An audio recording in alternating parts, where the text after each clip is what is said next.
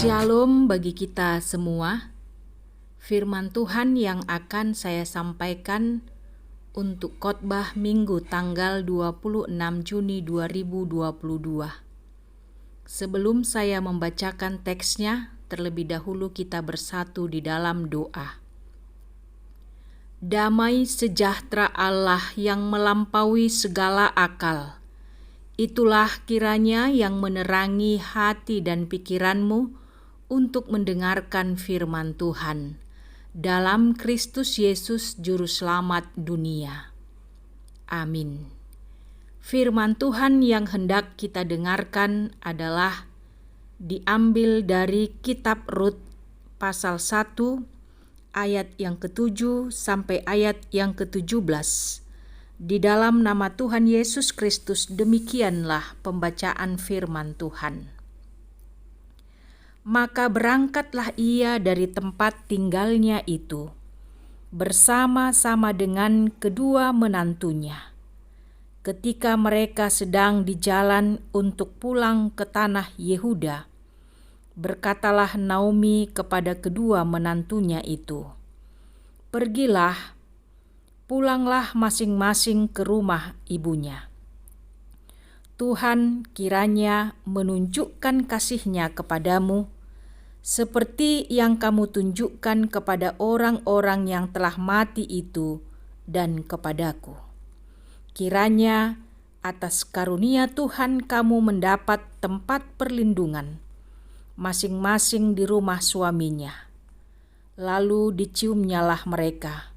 Tetapi mereka menangis dengan suara keras dan berkata kepadanya, "Tidak, kami ikut dengan engkau pulang kepada bangsamu." Tetapi Naomi berkata, "Pulanglah, anak-anakku. Mengapakah kamu turut dengan aku? Bukankah tidak akan ada lagi anak laki-laki yang kulahirkan untuk dijadikan suamimu nanti? Pulanglah, anak-anakku, pergilah, sebab sudah terlalu tua aku untuk bersuami. Seandainya pikirku, ada harapan bagiku, dan sekalipun malam ini aku bersuami, bahkan sekalipun aku masih melahirkan anak laki-laki, masakan kamu menanti sampai mereka dewasa?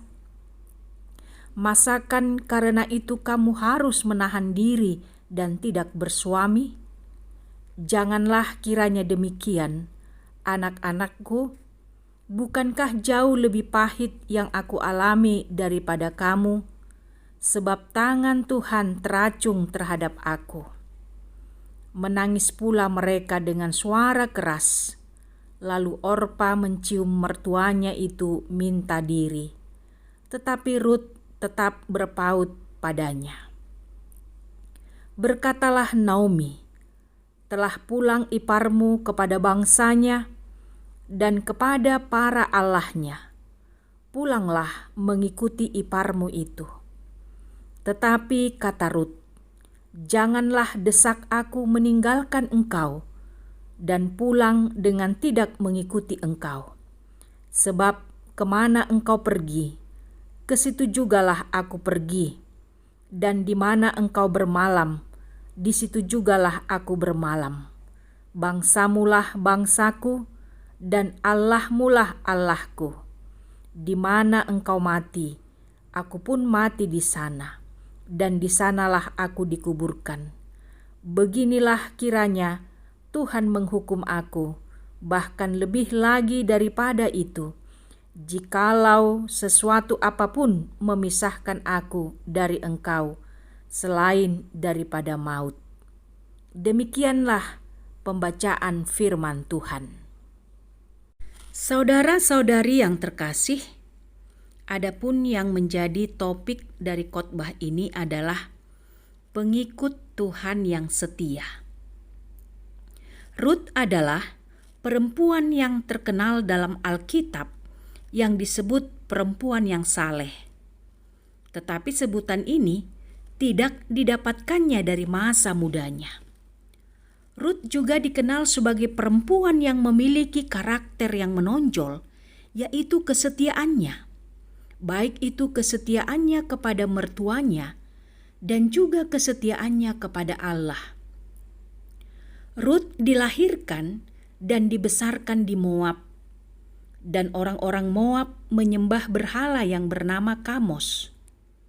Bagian dari penyembahan yang sangat kejam ini melibatkan anak-anak kecil yang dipersembahkan sebagai kurban kepada Kamos. Akibatnya, mentalitas semua orang Moab sudah menyimpang karena penyembahan berhala. Orang-orang yang menyembah berhala senantiasa merasa kecewa dan pahit karena tidak ada satu berhala pun yang dapat memberikan kehidupan, berkat, atau masa depan. Penyembah berhala umumnya harus menghadapi kenyataan bahwa ia sedang menyembah Tuhan buatan tangan manusia yang mati dan tidak bernyawa. Dapat disimpulkan, masa kecil dan remajanya Rut berada di bawah pengaruh kebudayaan yang sangat menyimpang dan bentuk-bentuk perilaku manusia yang paling buruk. Pada saat itu bala kelaparan yang terjadi di Israel mempertemukan Kilion dengan Rut. Sebab Elimelek, suami Naomi, memutuskan membawa istri dan kedua anaknya pindah ke Moab dan tinggal di sana sebagai penduduk asing. Kedua putra mereka pun menikah dengan gadis Moab. Si sulung Mahlon menikah dengan Orpa. Si bungsu Kilion menikah dengan Rut. Namun pernikahan itu tidak bertahan lama, sebab kedua putra Naomi meninggal muda karena sakit. Elimelek juga meninggal. Naomi menjadi janda dengan dua menantu perempuannya yang juga janda. Rut yang ada di bawah bayang-bayang kematian sepanjang hidupnya, ia sudah mengenal kepahitan dan kekecewaan yang merupakan bagian dari penyembahan berhala. Sekarang harus hidup dengan ibu mertua yang merasa sedih dan kecewa karena ditinggal mati oleh suami dan kedua putranya. Saudara-saudari yang terkasih dalam nama Tuhan Yesus Kristus, perikop ini adalah bahagian percakapan antara Naomi dengan kedua menantunya, Orpa dan Rut, setelah suami mereka meninggal. Naomi mendengar bahwa masa kelaparan sudah berakhir di Betlehem dan ia memutuskan untuk pulang. Mereka bertiga sudah memulai perjalanan, tetapi di tengah perjalanan ia berhenti dan memberitahukan kepada kedua menantunya untuk berpaling dan kembali ke Moab, untuk kembali kepada bangsa dan Tuhan-Tuhan mereka. Satu menantunya yang bernama Orpa setuju dan kembali pulang ke Moab. Bagaimana dengan Rut? Kita baca Rut 1 ayat 14, dituliskan, namun Rut mengasihi Naomi dan berpaut kepadanya. Ketika Naomi menyatakan kepada menantunya itu yang masih muda itu, pulanglah kembali kepada keluargamu, pulanglah kepada bangsamu dan kebiasaan yang lama. Aku akan pergi ke tempat yang tidak engkau kenal. Namun Rut menolak pulang dan berkata, bangsamulah bangsaku dan Allahmulah Allahku. Itu bisa kita baca di ayat 16. Rut menginginkan adat, tradisi, dan Tuhan Naomi. Rut sedang berkata kepadanya, aku pergi ke tempat yang tidak pernah aku kunjungi sebelumnya untuk menciptakan sesuatu yang tidak pernah aku punyai. Karena setelah mengenalmu, setelah mengenal Naomi, kata Rut, aku mengasihimu. Aku mengenal Tuhanmu. Aku mengasihi Tuhanmu. Pernyataan di ayat 16 adalah merupakan sumpah kesetiaannya kepada umat yang baru dan iman yang baru. Ini adalah perpalingan yang dilakukan Rut dari kehidupan dan agamanya yang lama dan komitmennya kepada bangsa dan Allah Israel. Saudara-saudari yang terkasih, Rut mengambil keputusan untuk meninggalkan masa lalunya, yaitu masa lalu hidup dalam penyembahan berhala, dan mengikut Naomi. Itu artinya juga mengikut Tuhan Naomi. Itu adalah keputusan yang terpenting dalam hidupnya. Rut rela meninggalkan apa yang ia kenal untuk menerima masa depannya yang belum diketahuinya dan meninggalkan masa lalunya yang sudah dikenal, yaitu masa lalu di bawah bayang-bayang kematian karena tidak mengenal Allah yang hidup. Meninggalkan kepahitan dan kekecewaan karena kematian suaminya.